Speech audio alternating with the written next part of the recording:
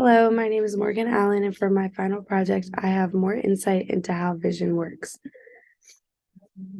In my article, More Insight into How Vision Works, scientists are researching a component of the eye which helps humans to see in dim light. This component is a protein in the rod cells of the retina.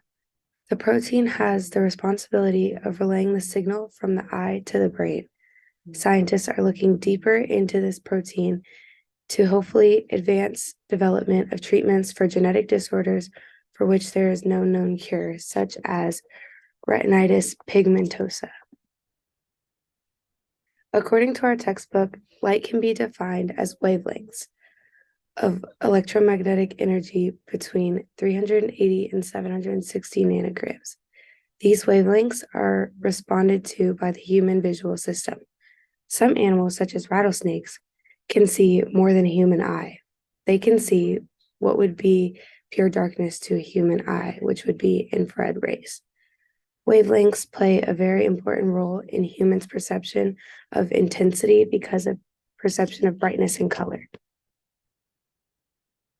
According to another theory in the book, the duplexity theory, cones and rods mediate different kinds of vision. Scotopic vision, which is rod-mediated vision, is when there is not enough light to excite the cones, which is dim lighting. Photopic vision, which is cone-mediated vision, is when the human eye is what the human eye uses for most of the day. It is used in good lighting and provides detailed and colored perceptions of the world, which scotopic vision lacks color and detail. Next, I will be talking about information from a journal titled The G Protein Coupled Receptor Rhodopsin.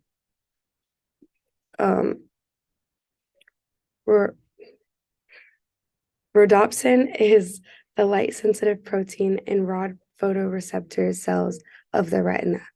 Rhodopsin is still being researched by scientists, like in my news article. In another scientific article, rod and cone pigments and phototransduction through pharmacological, genetic, and physiological appearances, I read about cones and rods in different light conditions. Cones, as I stated in the textbook, are used for the majority of the day. Rods, unlike cones, can detect a single photon of light, which is why they can adjust to dimmer lighting. Rods do take longer to recover after being in bright light, whereas cones can go from dark to light with ease. In my last scientific article about gene therapy, scientists studied the protein to develop treatments for different disorders.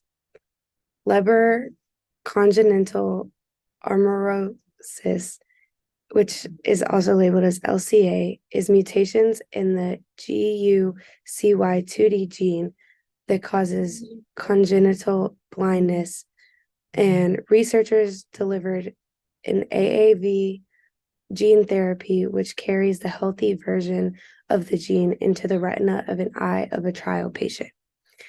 The findings showed that within days, patients with the treated eye showed large amounts of improvement of visual functions mediated by rod photoreceptor cells. With all this information that I believe in my articles I researched, I support the continuation of research on the protein to hopefully help treat more disorders. And these are my sources.